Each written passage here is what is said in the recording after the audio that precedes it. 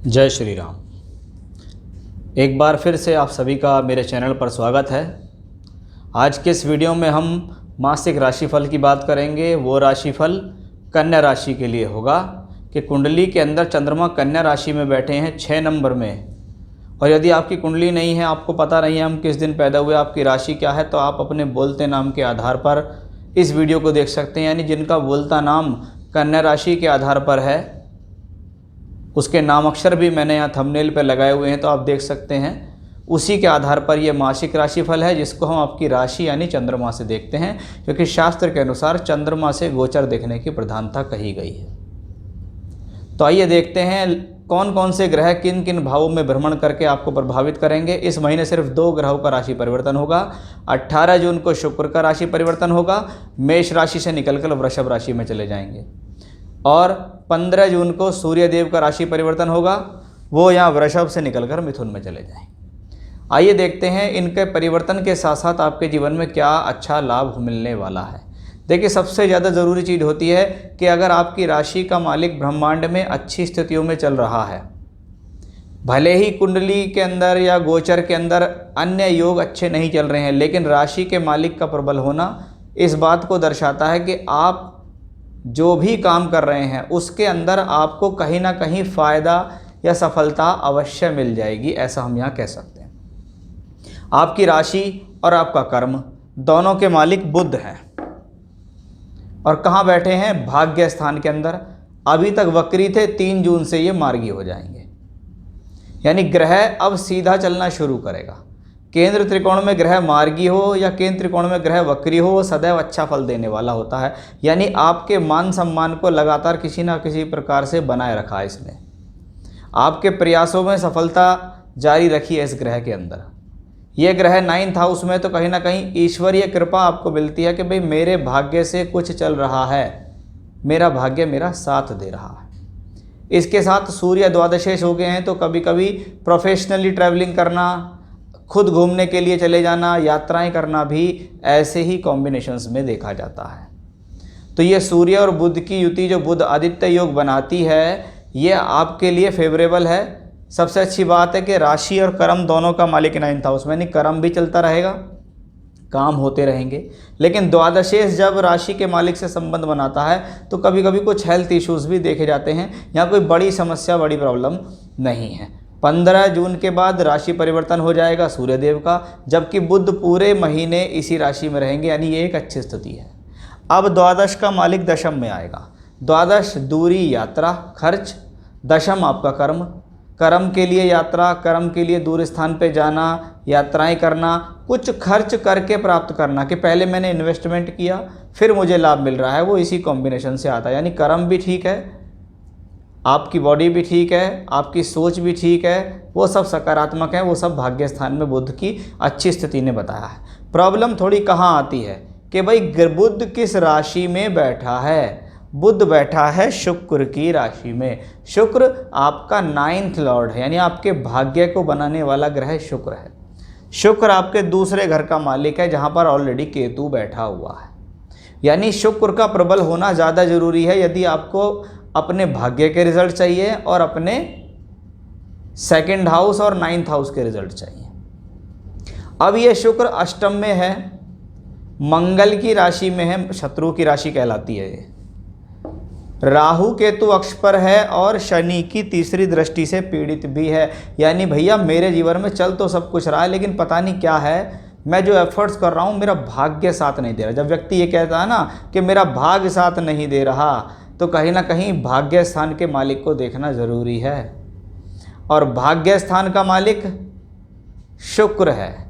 कब तक है? 18 जून तक ये शुक्र इसी पीड़ित अवस्था में रहेगा। यानी ये कहेगा कि भैया आपके कर्म काम करेंगे। आपका भाग्य आपके कर्म से कब जुड़ेगा? 18 जून के बाद।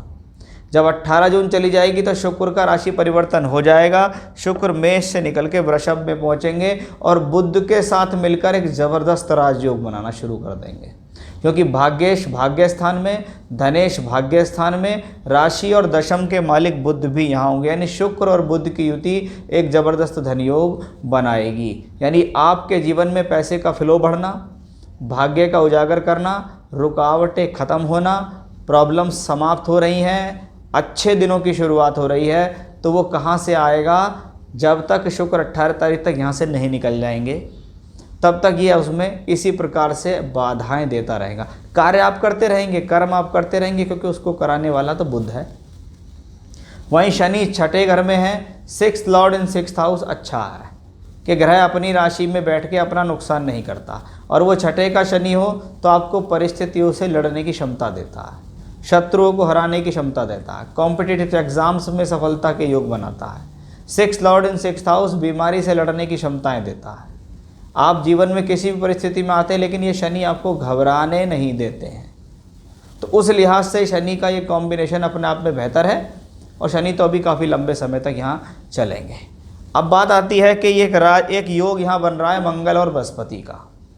बृहस्पति 7th लॉर्ड इन 7th हाउस, सप्तमेश का सप्तम में जाना अच्छा होता है। पद प्राप्ति के लिए, काम के लिए, नौकरी के लिए, प्रमोशन के लिए, तरक्की के लिए अच्छा है। लेकिन मंगल इसके साथ है। अब ये मंगल तीसरे घर का मालिक होके बैठा है सप्तम भाव के अंदर। तीसरा घर अगर आपका साहस है तो ये इच्छाओं का भाव, के इच्छा का मालिक इच्छा में 3, 7, 11 ये इच्छाओं के भाव हैं, ये काम त्रिकोण कहलाते हैं। अब इसके अंदर मंगल अगर सप्तम में आता है तो इच्छाओं को बढ़ाता है। वो इच्छा सप्तम से जुड़ी हो सकती है। आप अपने लाइफ पार्टनर से कुछ ज़्यादा उम्मीद कर सकते हैं। आप अपने जीवन साथी के साथ मिलकर कुछ ज़्यादा बड़ा उम्मीद करने की स्थिति में रख रहे हैं कि उसके साथ अगर ऐसा हो जाए तो मेरी ज़िंदगी में वैसा हो जाएगा, यानी इस प्रकार की कोई स्थिति, या ऐसी स्थितियों में मैं कहता हूं कि जीवन साथी साथ भी दे देता है। लेकिन क्योंकि मंगल अष्टमेश भी हैं तो कुछ गलत फहमियों के कारण वैवाहिक जीवन के अंदर तनाव आने की संभावना इस मंगल से बनती है। जब शुक्र विवाह का कारक होकर अष्टम भाव में राहु केतु अक्ष पर है, अष्टमें सप्तम में है, तो ये समय होता है जिसमें ब्यूटी ऑफ मैरिज ख़त्म होती है कि शादी तो हो रही है, शादी चल भी रही है, लेकिन शादी का जो सुख है, जो चीज़ हमें अपने जीवन में अच्छी चाहिए, वो हमें नहीं मिल पा रही।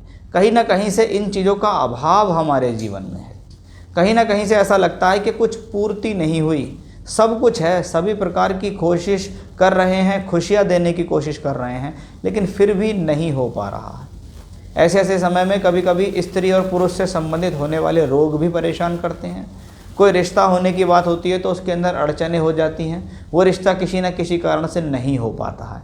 लेकिन जब शुक्र की स्थिति सुधरेगी तो ग्रहों की स्थितियाँ प्रबल होंगी। 18 जून के बाद स्थितियाँ आपके फेवर में होंगी, क्योंकि चाहे वो बृहस्पति हो, चाहे शनि हो, चाहे बुध हो, सूर्य हो और बाद में शुक्र, ये सब आपके लिए फेवरेबल है। लेकिन कम से कम मुझे लगता है कि 18 जून तक की स्थिति ज़्यादा बेहतर नहीं है। आपका भाग्य, आपका धन ये 18 जून के बाद साथ देगा, और फिर इतना अच्छे तरीके से साथ देगा कि इसको कहते हैं कि मैं जो तरक्की चाह रहा था मन से, वो होने शुरू हो गई। प्रमोशन मिल गया, पैसे बढ़ गए, पैसे आने शुरू हो गए, फंसा हुआ धन मिल गया, लोग बाग अब परेशान नहीं कर रहे हैं, अब काम इजी गोइंग होता चला जा रहा है। आप चाहें तो देवी कवच का पाठ इस महीने निरंतर कर सकते हैं, उसको करने से आपको खासा लाभ मिलने की स्थिति दिखाई दे रही है। तो ये था मेरा आज का विषय कि कैसा रहेगा जून 2022 का महीना कन्या राशि वालों के लिए। फिर से नए विषय के साथ आपके सामने हाजिर होऊंगा मैं। तब तक के लिए बने रहिएगा मेरे साथ। जय श्री राम।